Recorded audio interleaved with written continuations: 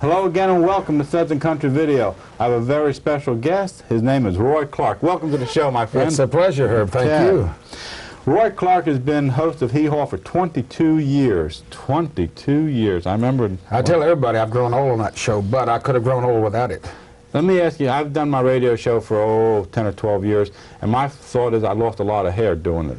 Oh, I've lost everything. I've lost probably 600–700 pounds, a lot of hair. Yeah, gained a few things. Have you? A few creases. Did you? Yeah. That's all part of doing Hee Haw? That's all part of living, huh? But you can go back through the 22 seasons of Hee Haw and see the changes, you know, in all the people on there. I was going to say, who was on the show? Who's on the show this 22nd year that's been with you from the beginning? Well, Grandpa Jones.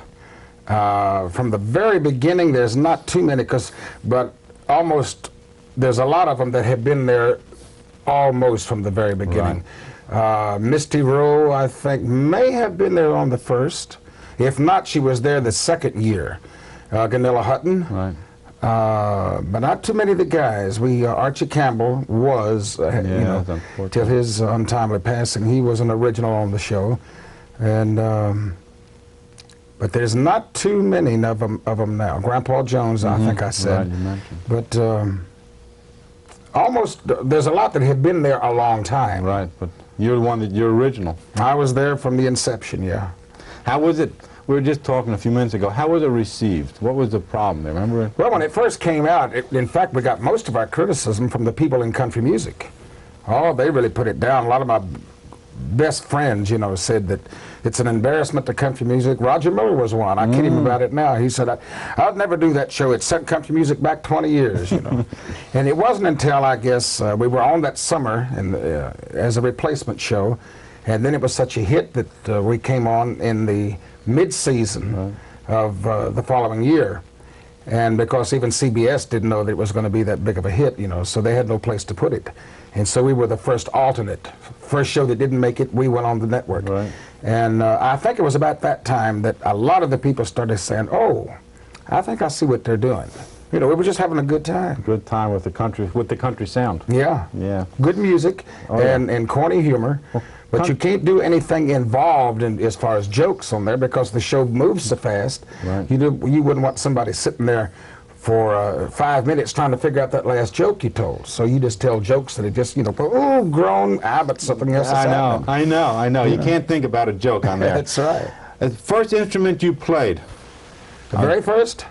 Tell me about it. Well, my dad, we had a little band in the first school that I ever went to down in the southern part of Virginia, and it was called the Meharron School Rhythm Band. The only real musician in it was the teacher, played piano. And then there was about 12 or 14 of us that played different little homemade things, like we played bottles that had different levels of colored water in them, so it sounded like a xylophone. Took a nail keg, put rubber across the top, make it sound like a drum. Played horseshoes, hitting them with a nail, like a triangle. So to be original, my dad took a cigar box and glued it shut, cut a hole in it, put a tailpiece on it, and a ukulele neck. And it was playable. He could play it. Of course, I couldn't at 6 years old. But I would sit there and emulate him. You know, I'd sit and pat my foot, and boy, I was just walking. A lot of people thought I was really playing. Since then, you've gone on to quite a few instruments. Well, I've always been intrigued by sounds. I never learned how to play an instrument or tried to learn how to play an instrument because I thought it would be better for the show or would make me more, you know, in demand. It's just the sound of instruments that intrigue me. What instrument are you proficient in? What are the instruments with a plural at it? Oh, that I feel the most comfortable with? Sure. A guitar is the most versatile for me. I can do more things with a guitar. Well, a guitar itself lends itself to be more versatile. But I've always liked, in fact, I had dreams at one time of being a concert violinist. I just didn't have the patience to sit and practice 6 hours a day and go through all that technical schooling and things. But I play a little fiddle. I used to play trumpet, which I'm just getting it back now. I'm trying to get my lip back. You play wind instruments? No, I could never play anything I couldn't see. I mean, right up. Now, I play a trumpet because the valves are here. Sure. I couldn't play a saxophone because it's down here and I can't see it. If I stood in front of a mirror, it's backwards. So that, you know, that's what bothered I'm thinking me. about what you just said. Okay. Yeah. It is backwards. I'm not an instrumental person, so I'm just thinking of myself. Yeah. Okay. You've received $2 for your first night's play, right? I got a guitar. See, I just used to pick around it when I was 9, 10, 11 years old. And my cousin and I, and my uncle had a mandolin. And so that was the first instrument I ever really tried to learn how to play. But I didn't really try to learn how to play, just intrigued with it. And like any kid will do if it's around, my cousin and I would pick it up and see who could play the best on it. Who was your idol, instrumentally speaking, as you were growing up? How much time you got? All of them. I've been impressed, and I've really have learned from so many different people. George Barnes, a famous guitar player from Chicago, around that area. He was, I guess, my all-time. If I could play like anyone, I'd want to play like George Barnes. No kidding. Because he played so exciting and everything. Well, who's the father of the mandolin? Isn't it Bill Monroe? Bill Monroe. He was also a very early influence. But it wasn't until I was 14 years old that a neighbor had a guitar. That goes up into the 40s already. 14 years old. Oh no, it was in the 60s. Yeah. And, I'm just trying to, well, let me see here. That's you know? right. Don't read too far in there, Okay. Herb. And so I took, he let me play his guitar, or let me hold it, you know, I couldn't play it. But when I went across the strings, that softness of a guitar, something snapped inside. And I said, I want to learn how to play music. That was the first time that I ever had that feeling. So for that Christmas, for my 14th Christmas, I got a guitar from Sears, and 3 books on how to learn how to play a Silvertone guitar. And my dad, I had a built-in teacher with my dad. So 2 weeks later, I went out and played a square dance with him and made $2. $2. Has the price gone up since? A little bit. Okay. So is the price of the guitar, though. Yeah. Let's talk about some of your awards. You have just, I was never aware that so many awards have gone your way. It's just amazing, you know. Whenever you talk about country music, entertainment, all you read about is platinum records, gold records, and everything, but it's just amazing. Entertainer of the Year, 72, 73, Academy of Country Music. What award was the most prestigious award that you have ever won, that you would consider most prestigious? Well, there's a couple of them. That Entertainer of the Year is recognized as the top award, Right. and I won it twice, like you just said, in 1972 and 1973, which at that time had never been done before. For the top award, and all the, you know, they just really ranked that as the most prestigious, and that was also winning guitar player in Playboy magazine. Yes, sir. You know, I said, I didn't know the people that read Playboy listened to me. Picker of the Year. Yeah. 77, 78, 79, and 87 by a Playboy magazine's Reader's Poll. Yeah. So that was a big honor, you know. What was the most unusual award that you have won? Well, the most unusual award, I don't know. It's probably yet to come, but Up to date. I don't know. I love to fly, and I did. This has nothing to do with music, but I have an old Stearman biplane, which is 2 open cockpits and 2 wings, and I took it to a fly-in, to the Stearman National Fly-In, in 1985, and it won the award as the Stearman in most need of restoration. So I said, all right, and I took it back, and for 2 years, a friend of mine and I worked on it, and we took it back 2 years later, and I won the best restored. No kidding. So I said, don't mess with me, guys. I'll go back and get it done right. How old is it? It was built originally in 1943. Wow. It was a World War II primary trainer. How big a plane do you fly? What have you know? What you have? I fly jets. Do you? No kidding. Yeah, I've been flying since 1957, and I've loved it. Fortunately, I wound up in a business that I could use an airplane. Yes, it is. That's considered a hobby? Yes. What other hobbies do you have? Or things we're talking I about? raise race horses, breed and race horses. I love to fish and hunt. I love anything to get outside and get exercise. You know? All your hobbies take you away from the music? Yes. And I think it may be intentional that it does, because it keeps me fresh. I'm as excited about music right now as I was the day I started, maybe even more so. And it's because I don't live 24 hours a day, every day of my life, involved in music.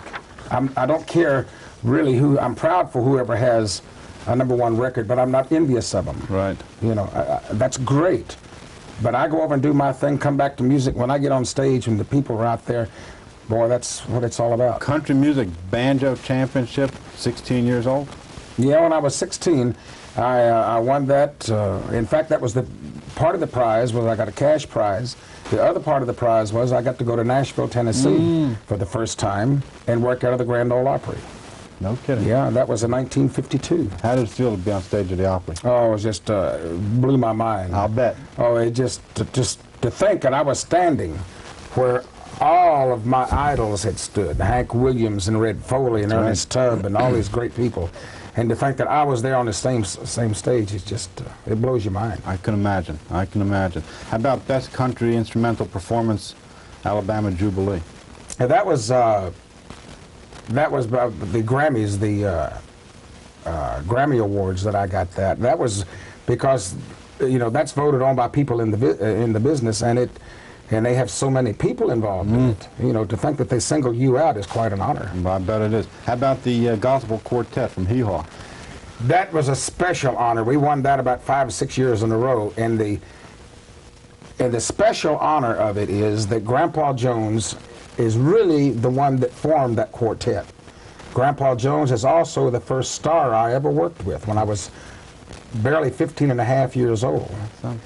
And and to think that him and I have worked together, you know, since I was 15 and a half, and now we're back doing the show together after all this time, and to be part of an award that he is responsible for makes me very proud. I'll bet it does. Now, the Gospel Quartet, that's a regular feature on Hee Haw. On Hee Haw, yes. Along with the Empty Arms Hotel. Right. And exactly. As I look through the biography, major honors.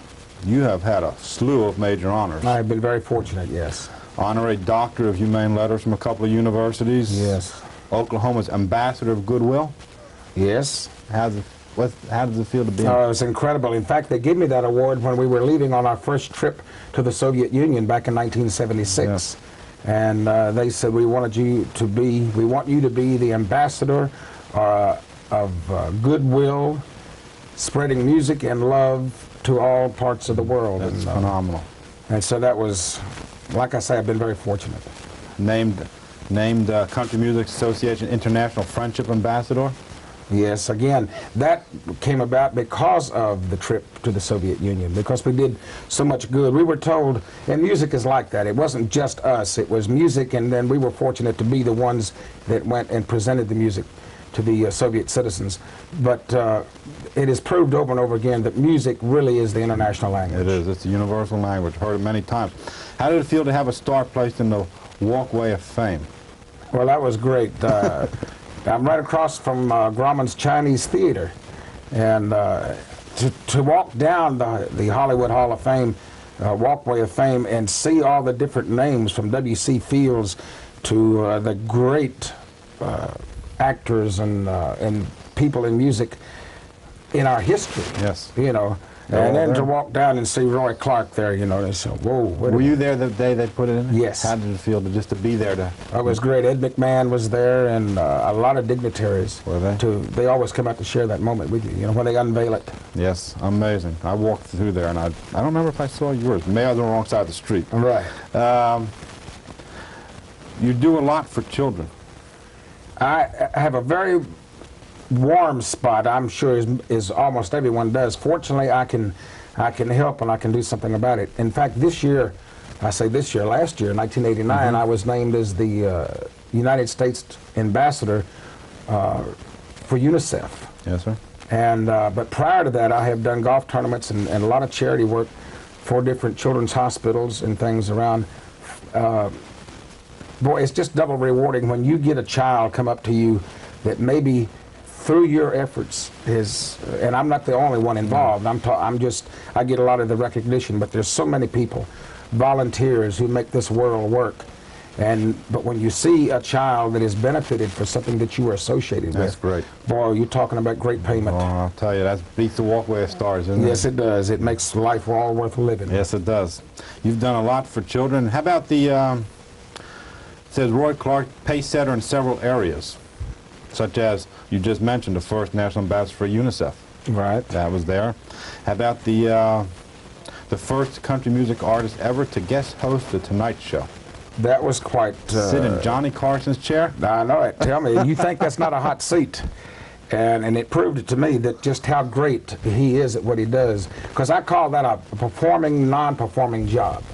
In other words, you're there to bring out the guest. Right. You're not there to, you know, to perform. And when you see how well he does it, you take it a little bit for granted. But when you sit in that chair, my first guest, the first night I did it was Bob Hope. Oh boy. You know, so what am I going to ask him that hasn't been asked, you know? And what was your first question to ask Bob Hope? How long you been in the business, Bob? Yeah, that's quite a question. He goes back a few days. How about the country music artist being enshrined in the prestigious Movieland Wax Museum? That was a little eerie because we went out for the dedication ceremonies on that, and they had built a wax likeness of me, you know, and you find yourself looking, and it's life size. I bet it is. And when you walk up next to it, say hello to yourself. People walk up, and you're speaking to yourself. People walk up, and they're looking at you, and then they're looking at the dummy, you know, and they say, which one is a dummy? I said, in this case, both of them. Must be weird to see yourself in full. Oh, it is. Full likeness. How about the Jazz Festival, Montreux International Jazz Festival? That was great. We went over there, and they had, let's see, 3 nights of music. They had a country music night, a jazz night, and a rhythm and blues night. So I played the night of the country, naturally, and then I went back as a guest to B.B. King and played on the blues night. And that was a great experience to play in, first of all, in Montreux at the great Montreux Jazz Festival. Jazz Festival. That goes to state what I was thinking about earlier, that you don't play just country music. You've been playing... But see, I was raised around Washington, D.C. Right. So I was influenced by all these different kinds of music and different kind of audiences. Right. And that had come from all over the country and all over the world to work for the federal government. So I found out very early in life that I was going to have to, because of the nature of the way I perform, I was going to have to do more than just hardcore country to entertain the audiences. So I sort of, it was like a natural way for me to go. It wasn't anything that I concentrated on. How did it feel to play with Arthur Fiedler? Especially since Mr. Fiedler has passed away. Yes. To realize that I had a chance to do it. It was a great honor the night we did it, but it's even manifested itself now that he's no longer with us, that I can say I performed with Mr. Fiedler. Unbelievable experience. How about Woody Herman? Great. You know, this is a guy that was a giant when I was a child. And in fact, we were going to do an album together, and unfortunately, Woody passed away before we got a chance to do it. But all those things, you know, they take me out of my realm. So I trust to the fact that I'm associated with good people. Oh, yes. And Woody Herman was a great person, and his band were all very nice to me. So it made it easier to do. Let's talk about your tours to the USSR. That was great. The way that first one came about in 1976 was there was a contingent of Soviets that came over here, and on their, we read in the paper that one of the things that someone asked them where would they like to go that they weren't going to get a chance to. So one of them was Las Vegas, and I happened to be playing in Las Vegas at the time, so we extended them an invitation, and the hotel, the Frontier Hotel, went along with it, provided rooms. And they came down, and it just blew them away because they hadn't seen anything like that. And then they said, well, you should come to our country. This was like in 1974. And I said, I'd love to. Well, it took about a year and a half to get it worked out. So we went in January of 1976 as the State Department and the Soviet government both paid for our trip over there and back. And it was incredible to see the hunger of on the faces of the people who wanted to see American entertainment. They love American country music, American jazz, and American history.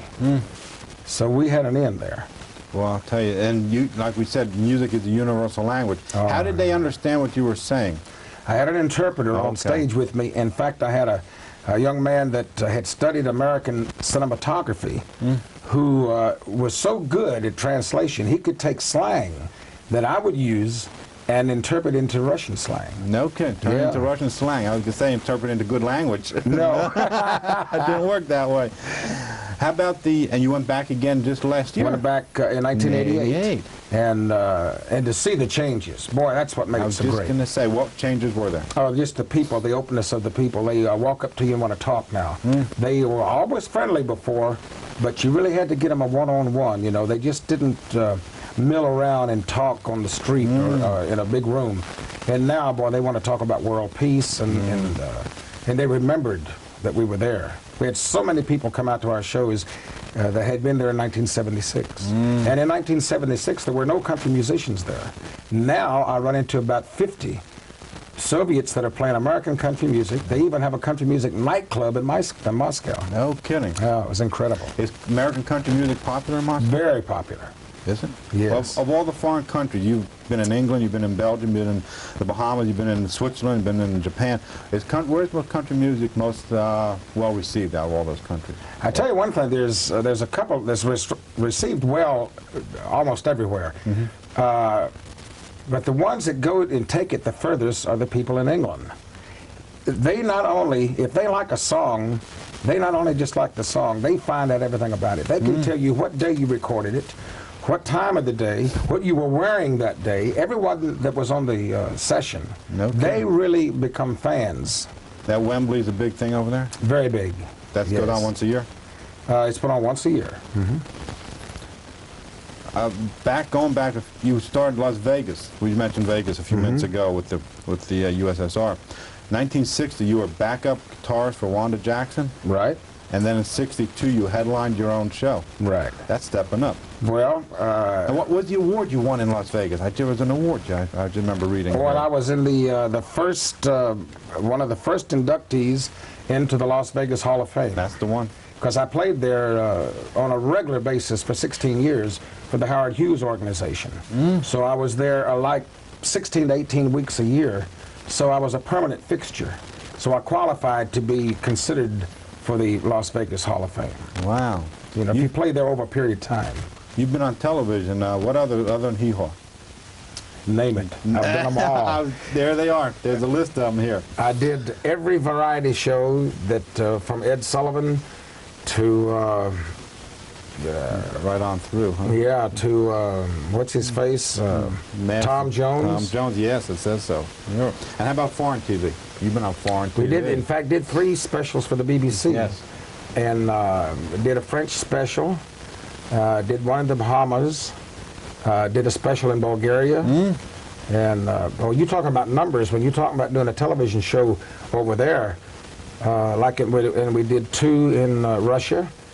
But in Bulgaria, they beamed it live to 500 million people. Wow. So you don't stop and think about how many people are watching while you're up there, lest you get a little nervous. How about movies?